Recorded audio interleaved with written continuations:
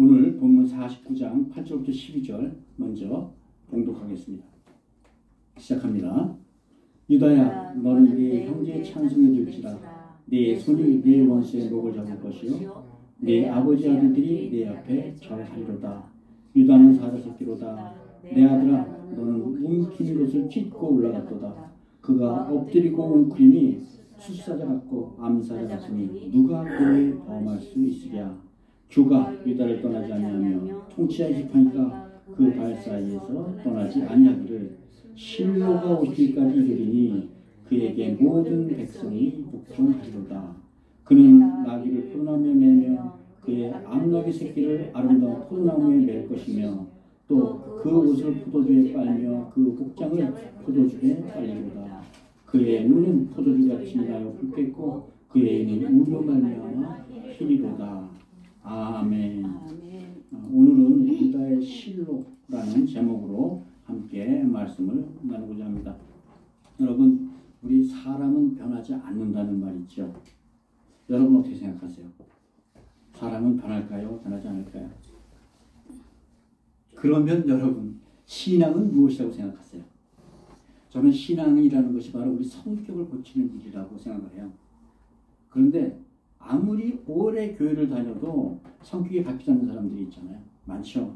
평생 자기 욕망을 위해 살아오던 이 야곱, 그런 일생을 돌아보면 참 변할지 모르는 저 같은 사람도 희망도 생기고 좀 안도감도 갖지만은 한편 스스로 변할지 모르는 제 성격 자체가 참 안타깝기도 하죠. 그런데 오늘 성경에는 야곱의 아들들 중에서 성격을 완전히 개조했던 한 사람이 등장해요. 그 사람이 바로 요셉의 넷째 아들인 유다, 바로 그 사람입니다.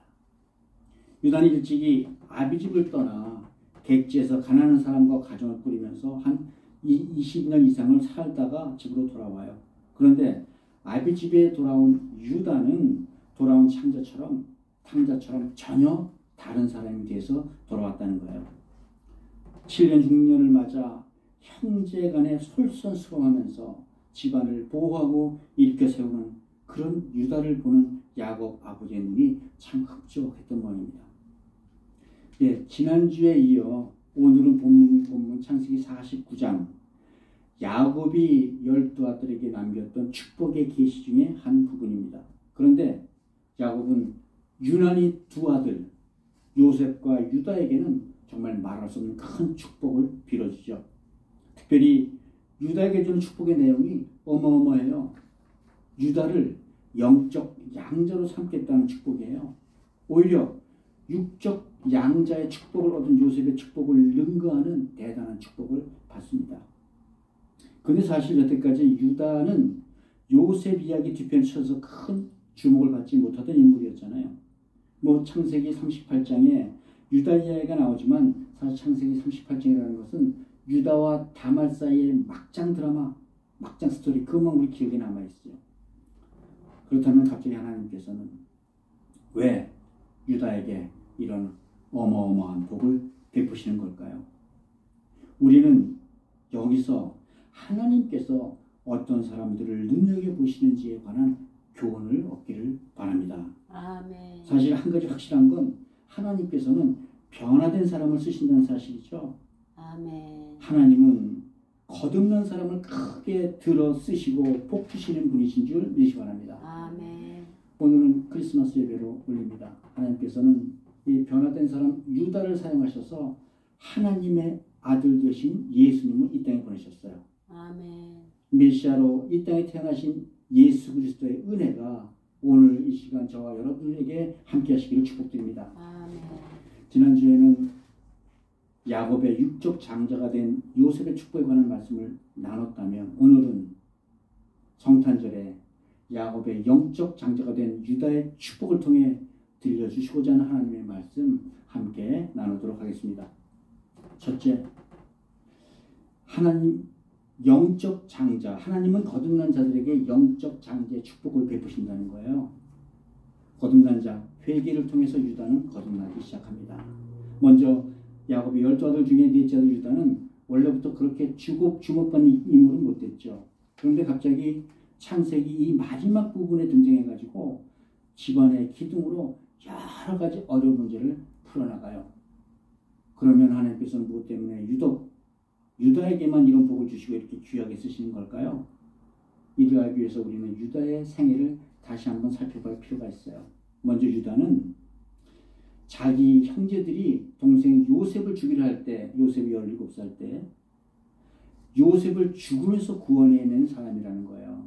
물론 유다가 주도적으로 은 20의 동생 요셉을 팔고자 제안을 했지만 어찌 보면 이는 고육지책이었다는 거죠.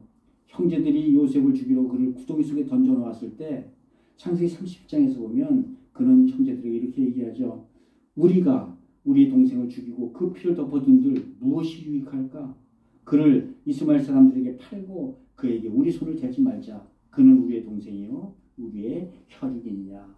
특별히 이스마엘 사람들에게 팔자라는 얘기를 해요. 이스마엘 사람은 사촌지간이에요. 이 사람들이랑.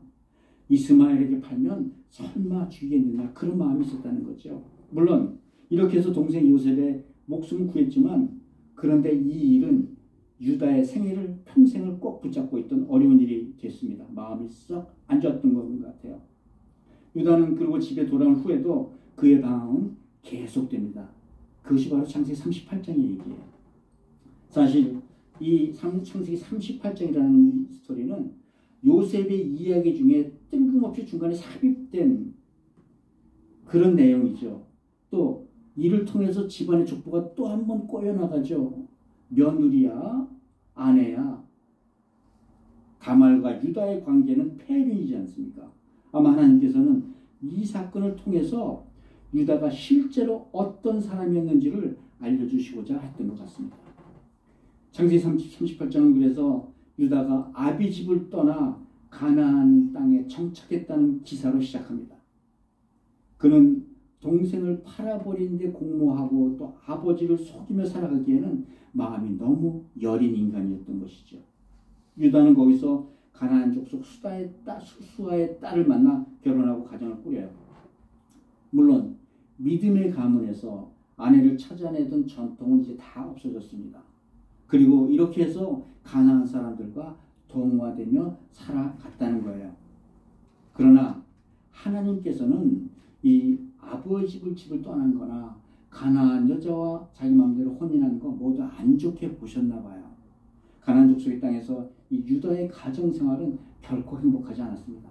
그는 아내 수아의 딸 사이에서 아들 셋을 낳고 가나안 여자 다말을 큰 며느리로 들이죠. 그런데 하나님께서는 그 큰아들을 악하게 여기셨어요. 그래서 큰아들은 결혼하자마자 죽습니다.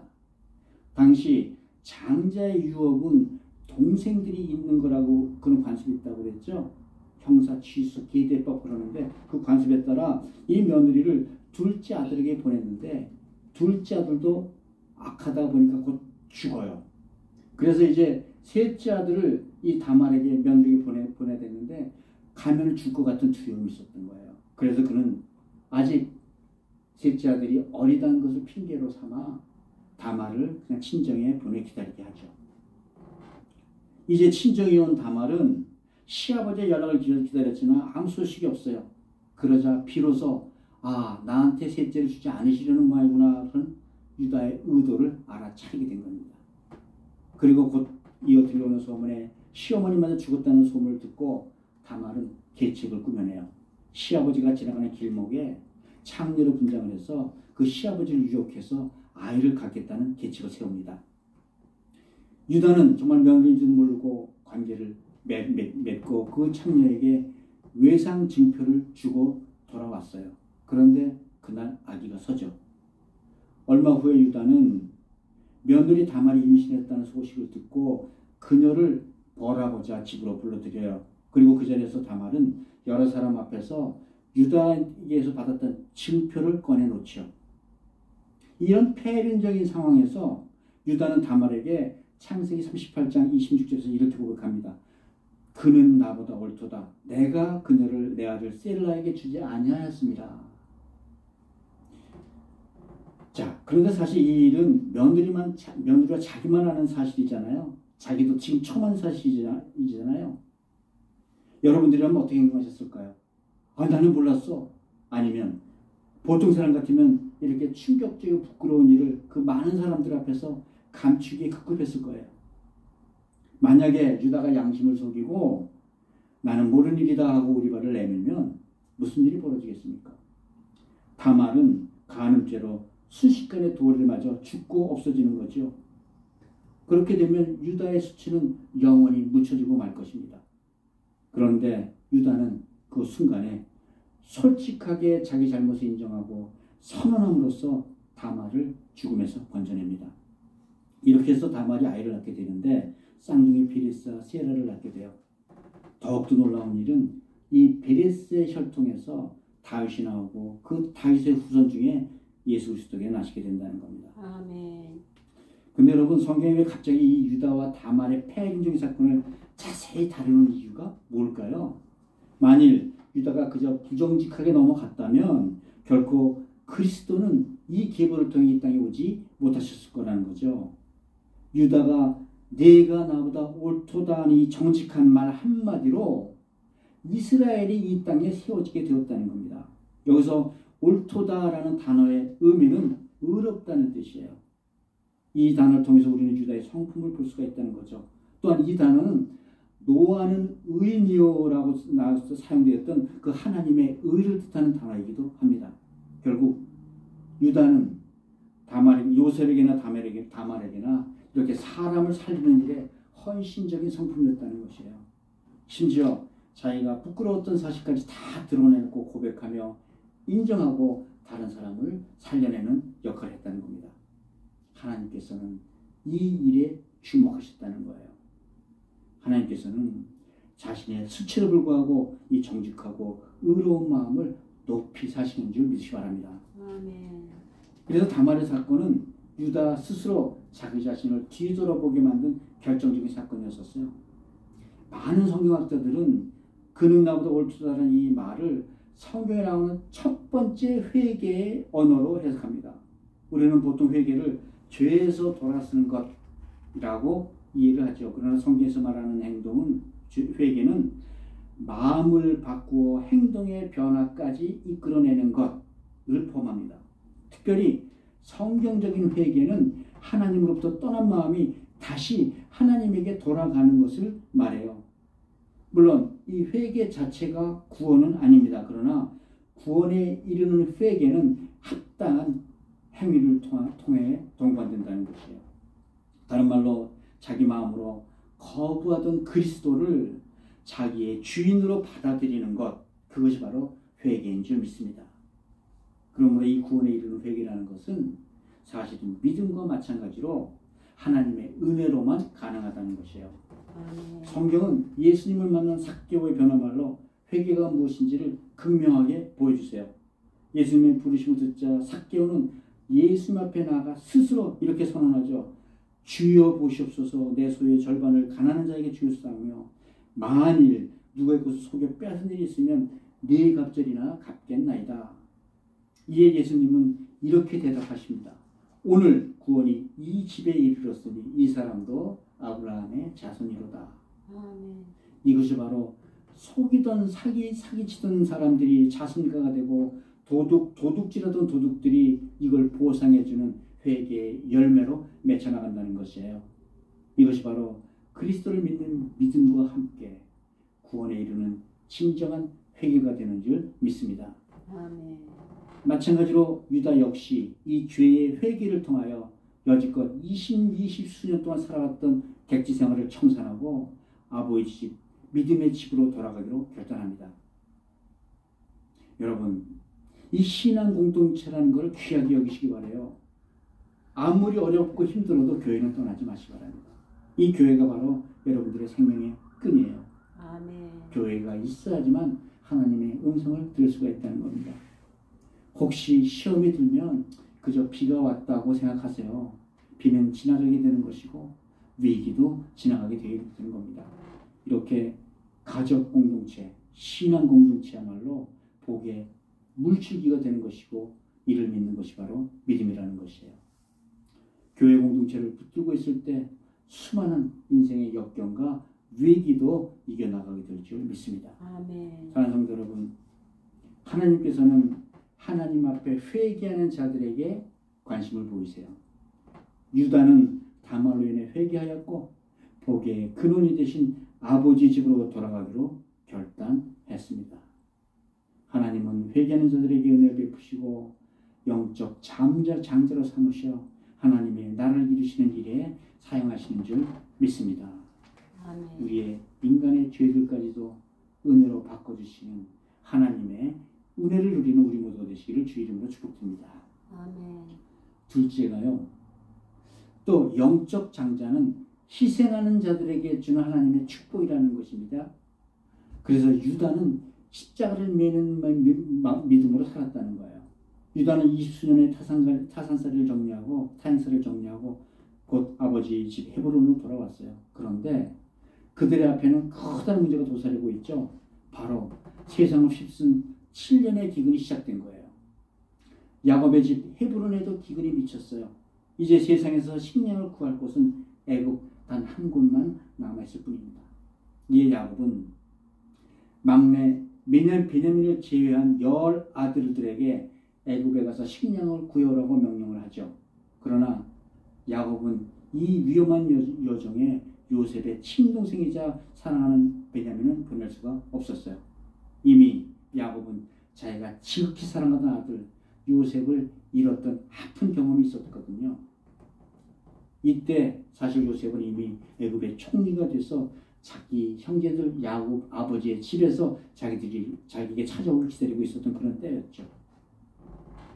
애굽의 총리 요셉은 야곱의 아들들을 만나 베냐민이 없는 걸 확인하고 그들을 간첩으로 몰아 시몬의 인질을 삼고 다시 베냐민을 데리고 다시 오도록 하죠. 그러나 야곱은 자기 목숨을 걸고 베냐민을 애굽에 보내지 않습니다. 결국은 또다시 신앙은 떨어지고 이때 유다가 아버지 야곱에게 이렇게 설득해요. 아버지 제가 베냐민을 꼭 데리고 돌아오겠어요. 만약에 그렇지 못하면 그 책임을 저에게 물으세요. 제가 그 죄값을 영원히 지겠습니다. 온 가족을 살리기 위해서 유다는 자기 하나 죽을 각오로 나선 겁니다. 우여곡절 끝에 다시 베냐민과 함께 애굽에서 식량을 구했지만 이번에 돌아오는 길에는 더 큰 위기를 만나죠. 돌아오는 길이 하필이면 베냐민의 곡식 자루에서 총리의 점치는 은잔이 나와요. 이제 베냐민은 꼼짝없이 도적으로 몰린 것이죠. 이번에도 유다가 애굽 총리 앞에서 창세기 45장에서 이렇게 호소를 해요.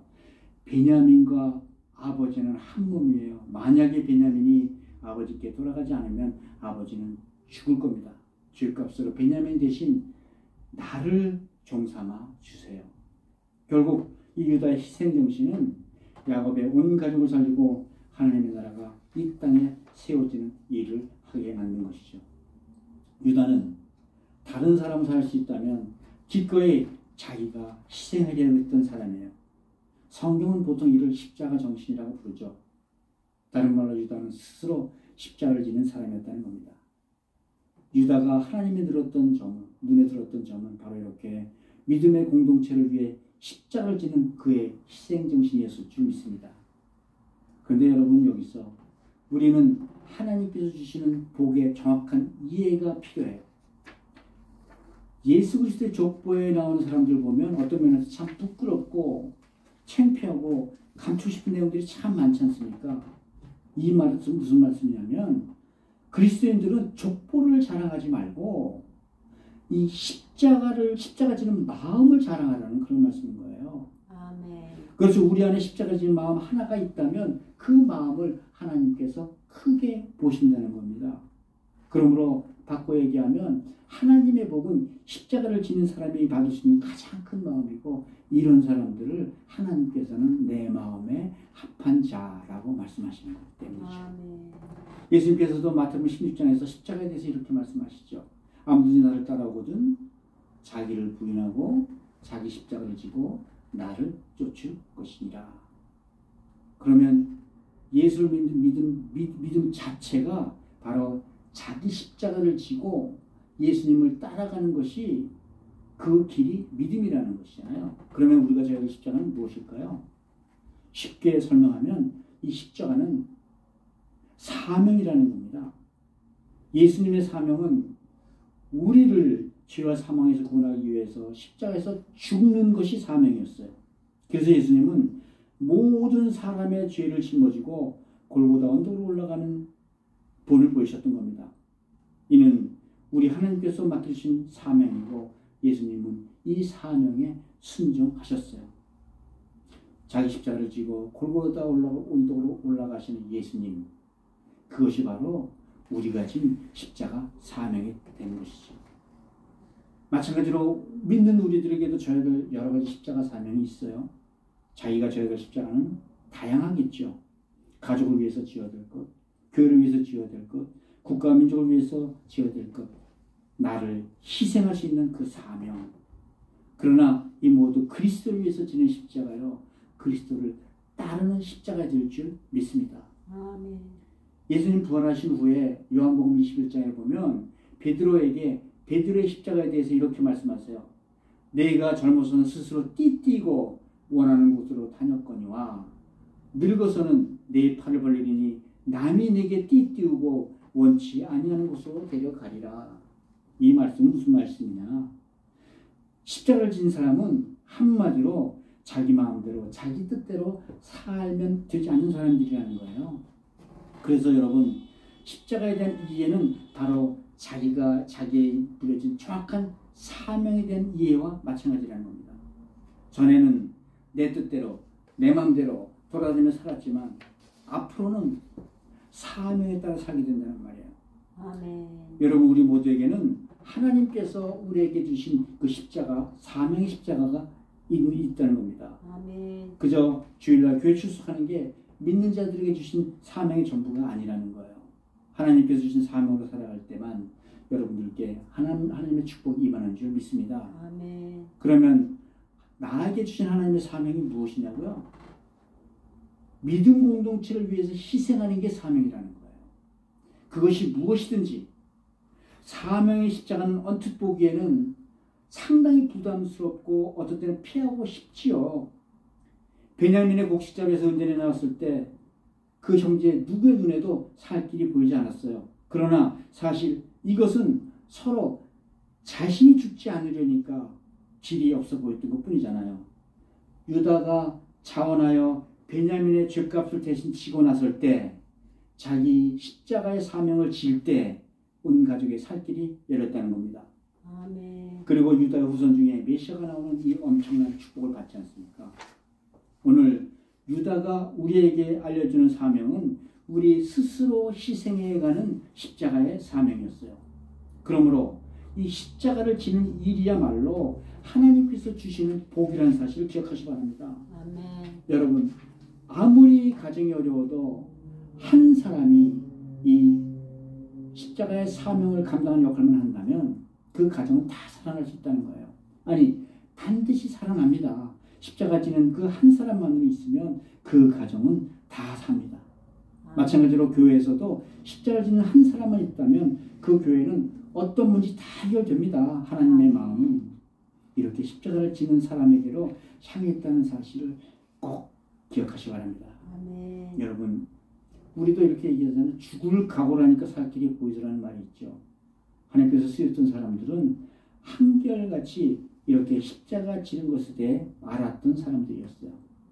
세상은 십자가를 지면 큰 손해 본다 그러죠. 그러나 십자가를 질 때만 나의 살 길이 보이게 되어 있다는 겁니다. 아멘. 하나님, 제가 십자가를 져서 우리 가족이 살 수 있다면 하나님 주여, 제가 십자가를 지겠습니다. 하나님, 제가 십자가를 져서 우리 교회가 편할 수만 있다면 아버지 주여, 제가 십자가를 지겠습니다. 여러분, 우리가 함께 교회를 섬기다 보면 갈등도 있고 어려운 일도 생기기 마련입니다. 그러나 그때마다 유다처럼 다말의 목숨을 건져주려고 그가 나보다 옳도다. 또 그때마다 동생을 아버지에 보내시고 나를 동생 대신 종삼아 주옵소서. 예수님은 누가복음 9장 24절에서 이렇게 말씀하시죠. 누구든지 제 목숨을 구원하고자 하면 잃을 것이요, 누구든지 나를 위하여 제 목숨을 잃으면 구원하리라. 아멘. 하나님께서는 자기를 희생하여 하나님 뜻을 이루는 자마다 축복하시는 분이신 줄 믿으시기 바랍니다. 아멘. 사랑하는 성도 여러분, 이 십자가를 질 때 우리 그리스도인들에게는 비로소 살 길이 생기는 것이에요. 유다는 사람을 살리고 집안을 세우는 자기 생을 통해 자기 활동에서 메시아가 나오는 축복을 누렸습니다. 아멘. 하나님께서는 남을 위해 십자가 진 사람들을 통해 구원의 새 길을 열어주시는 줄 믿습니다. 아멘. 우리 모두 자기 십자가를 스스로 짐으로써 하나님께서 주목해 보시는 은혜 누리시기를 주의 이름으로 축복드립니다. 아멘. 이제 마지막으로 이 영적 장제 축복은 언제 완성되느냐고요? 실로의 축복에 관한 말씀을 드리죠. 하나님께서는 결국 유다의 혈통을 통해 그리스도 이 땅에 보내셨잖아요. 이제 우리 본문 8절 9절 함께 읽겠습니다. 시작합니다. 유다야 너는 내 형제의 찬송을 듣지라. 내 손이 내 원수의 목을 잡을 것이요 내 아버지 아들들이 내 앞에서 절하리로다. 유다는 사자 새끼로다. 내 아들아 너는 웅킨 것을 찢고 올라갔도다. 그가 엎드리고 웅크림이 숫사자 같고 암사자 같으니 누가 그를 범할 수 있으랴. 원래 유다라는 이름은 찬송하다라는 이름이에요. 남편 야곱에게 무시받던 어머니 레아가 넷째 아들 유다를 낳고 비로소 하나님께 찬송했다는 그런 유래에서 나온 이름입니다. 8절에 보면 형제들의 찬송이 되고 형제들에게 절을 받는다는 의미는 바로 유다를 통해 그리스도가 오신다는 그런 의미죠. 또 9절에서 유다는 모든 도전에 응징하고 승리하는 사자에 비유되어 있습니다. 그리스도의 성심을 방해하는 세상의 모든 원수 마귀를 대적하여 승리할 것을 말씀해 주시는 거예요. 유다는 자신의 혈통에서 오시는 예수 그리스도와 그의 길을 탄탄하게 예비하는 축복을 누릴 것이라는 겁니다. 그렇다면 여러분, 우리 머릿속엔 한 가지 문제, 껄끄러운 한 가지 의문이 남아있죠. 아무리 희생정신이 투철했어도 이렇게 많은 문제점이 많았던 유다 혈통에서 이 그리스도가 꼭 오셔야 됐을까? 오히려 그리스도의 모형이라고 알았던 요셉의 혈통에서 그리스도가 오시는 게 훨씬 더 좋아 보이지 않을까? 물론 이는 전적으로 하나님의 주권이죠. 그러나 우리는 이 하나님의 주권 뒤에 숨어있는 영적 의미를 볼 수 있어야 된다는 것이지요. 결론적으로 말하자면 요셉은 그리스도의 예표로 이 땅에 오셨어요. 주어진 환난과 고난 속에서도 승리케 하는 믿음이자 승리하는 그리스도의 믿음 그 자체가 요셉의 믿음이었다는 거예요. 하나님께서는 그리스도에게 주신 이 완성된 믿음의 복을 요셉을 통하여 보여주셨던 겁니다. 그렇죠. 요셉의 믿음은 흠잡을 데 없는 완전한 믿음으로 이는 바로 완전한 그리스도의 믿음, 그리스도의 복을 누렸다는 것이죠. 반면에 유다의 축복은 아직도 진행형이라는 거예요. 완성하고 쟁취해 나가야 될 그리스도인의 복이라는 겁니다. 아멘. 유다는 완성된 하나님의 축복을 받은 게 아니라 이 복받는 과정을 복으로 받았다는 거예요. 우리는 역사를 통해 마귀의 세력을 등에 업은 세상의 권력자들이 그리스도의 성신의 맥을 끊으려고 얼마나 많은 사건, 사고, 사단을 일으켰는지 잘 알고 있습니다. 만약에 하나님의 은혜가 없었다면 이미 이스라엘은 광야 40년 동안에 사라지고 말았을 거예요. 아무리 다윗 시대에 들어와서 하나님의 뜻이 이루어졌다 하더라도 역사적으로 보면 한순간이잖아요. 만일 하나님의 손이 짧았다면 바벨론에서나 로마 제국 아래서 유다는 사라지고 말았을 겁니다. 유다의 복이 그리스도를 세상에서 성육신하게 하는 과정의 복이듯이 마찬가지로 우리 그리스도인들의 복은 앞으로 살아가면서 많은 어려움을 겪고 이를 극복하여 구원을 완성해 나가는 이 과정의 복이라는 것을 기억하시기 바랍니다. 아멘. 영적으로도 유다의 축복은 예수 그리스도 성육신을 통해 완성이 된다는 거예요. 그러면 이 유다의 복은 언제 완성이 될까요? 우리 함께 10절 함께 읽어봅니다. 10절 읽습니다. 주가 유다를 떠나지 아니하며 통치의 지팡이가 그 발 사이에서 떠나지 아니하기를 실로가 오시기까지 이르리니 그에게 모든 백성이 복종하리로다. 예, 실로가 오시기까지, 언제까지라고요? 실로가 오시기까지 이 복을 받을 거라는 거예요. 실로가 오시면 이제 유다의 복은 완성됐다는 거예요. 먼저 규나 통치자 지팡이는 사실 같은 말이에요. 왕권을 가르치는 말이죠. 역사적으로 다윗의 시대에 이르러서 유다의 축복은 완성이 됩니다. 역사적으로 다윗 이후에 430여 년 동안 유다의 왕들은 다윗의 혈통에서 대를 이어나오죠. 그러면 실로의 때에 그럼 다윗의 왕권이 떠나갔단 말인가요? 도대체 실로는 무엇을 말하는 걸까요? 하나님께서는 이 실로에 대해 에레미야서 7장 12절에서 이렇게 말씀하세요. 내가 처음으로 내 이름을 둔 처소. 실제로 여호수아 이후의 법궤는 이 실로에 머물렀고 모든 이스라엘 백성은 실로에 와서 제사를 드렸어요. 그러므로 실로는 사사기 시대 이후에 하나님의 법궤가 머무르던 하나님의 성막이 있던 도시를 말하는 것이죠. 그런데 기억하시겠지만 사무엘이 어렸을 때 엘리 제사장 시절에 법궤를 뺏기잖아요. 브레스를 뺏기죠. 그러다가 다윗 시절에 다시 이 법궤를 찾아오고 이후 솔로몬 시절에 하나님의 성전을 짓습니다. 그러다 예수님 때 이르러 예수님은 성전을 자기 몸에 비유하세요. 이 성전을 헐라 내가 사흘 동안에 다시 일으키리라. 그러므로 실로가 오신다는 영적인 의미는 그리스도가 성육신하신다는 바로 그런 의미가 되는 것이지요. 아멘. 그러면 계속해서 11절 12절 함께 읽어볼까요? 11절 그의 나귀를 포도나무에 매며 그의 암나귀 새끼를 아름다운 포도나무에 맬 것이며 또 그의 옷을 포도나무에 빨며 그 복장을 포도즙에 빨리다. 그의 눈은 포도주로 인하여 붉겠고 그의 이는 우유로 말미암아 희리로다. 아멘. 이 부분은 제가 20 정도의 주석을 봤는데 주석마다 다 틀립니다. 그런데 가장 중심이 되는 해석은 유다도 이 육적인 축복을 이렇게 많이 받았다는 거예요. 풍성한 포도나무의 열매를 받았다는 거예요. 그런데 몇 가지 주석에서는 이렇게 나와요. 이 예수님께서 나귀 새끼를 타고 예루살렘 성에 입성하시는 예루살렘의 예수님의 고난에 관한 예언이라는 것이죠.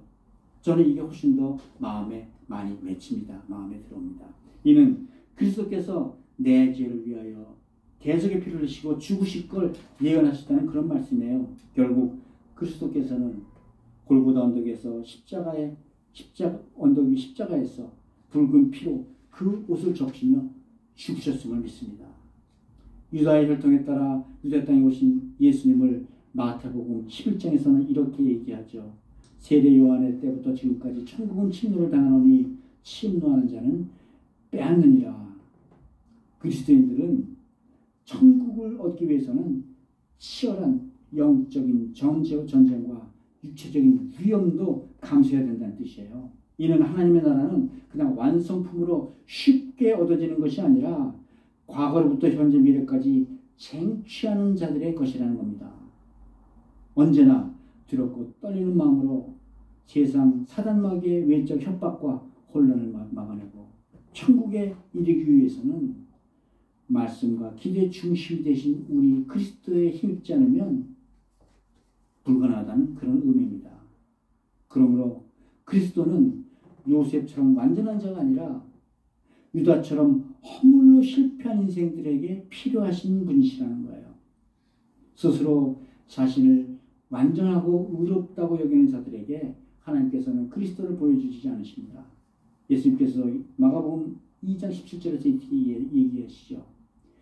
건강한 자에게는 의사가 쓸데없고 병든 자에게야 쓸데있느니라. 나는 의인을 부르러 온 것이 아니라 죄인을 부르러 왔느라. 아멘. 자신의 부족함과 허물과 약함을 스스로 인정하고 전능하신 하나님께 은혜를 구하며 끊임없이 사단의 불에 맞서 참 진리 되신 그리스도께 이르는 자들을 하나님께서 귀하게 여기시는 줄 믿습니다. 아멘. 사랑하는 성도 여러분, 오늘 유다가 받은 축복은 모든 그리스도인들에게 주어지는 축복이에요.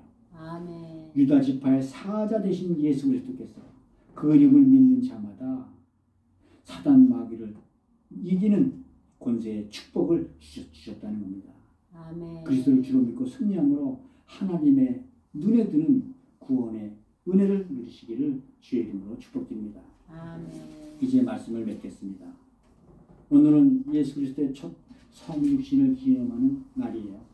특별 성탄절을 맞아 우리 오늘 그리스도의 조상 되신 유다와 그 받은 축복에 관한 말씀을 받았습니다. 유다라는 이름은 예수 그리스도가 이 땅에 오실 때까지 그 나라의 이름으로 계속 이어져 내려오던 영광을 얻었지요. 그러나 그 유다의 삶은 만만치가 않았어요. 세상에 동조하고 흔들리는 삶, 죄인의 삶, 그냥 그 자체였다는 것이죠.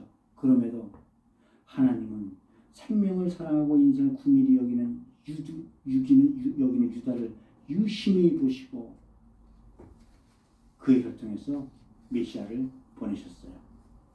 하나님은 유다와 그 후손들에게 사자와 같이 주의 길을 예배하며 승리하는 은혜의 삶을 살게 하여 주신 줄 믿습니다. 여러분, 그리스도인들이란 죄인들이 그리스도의 은혜에 임이고 새 사람으로 거듭난 사람들을 말해요. 그리스도인으로 자기 십자가를 지고 주님을 따를 때 하나님께서 풍성한 축복을 베푸시는 줄 믿습니다. 아멘. 예수님은 요한복음에서 이렇게 말씀하시죠. 내가 진실로 너에게 이르노니 한 알의 밀이 땅에 떨어져 죽지 아니하면 한 알 그대로 있고 죽으면 많은 열매를 맺느니라. 아멘. 사랑하는 성도 여러분, 그리스도인들은 우리 모두 이와 같은 축복을 누릴 줄 믿습니다. 이것이 믿음입니다. 하나님은 연약한 중에서 주의 나라를 위해 십자가를 지른 그 영혼들을 유심히 보살피시고 축복해 주십니다. 아멘. 세상의 환난 중에서도 언제나 승리케 하시는 그리스도의 은혜가 우리 모두에게 함께 하실 줄 믿습니다. 아멘. 오늘 성탄절을 맞아 죄인도 용서하시고 크게 사용하시는 이 하나님의 은혜가 우리의 가정과 교회와 직장과 사업에 함께 하시기를 우리 주 예수 그리스도 이름으로 축복드립니다.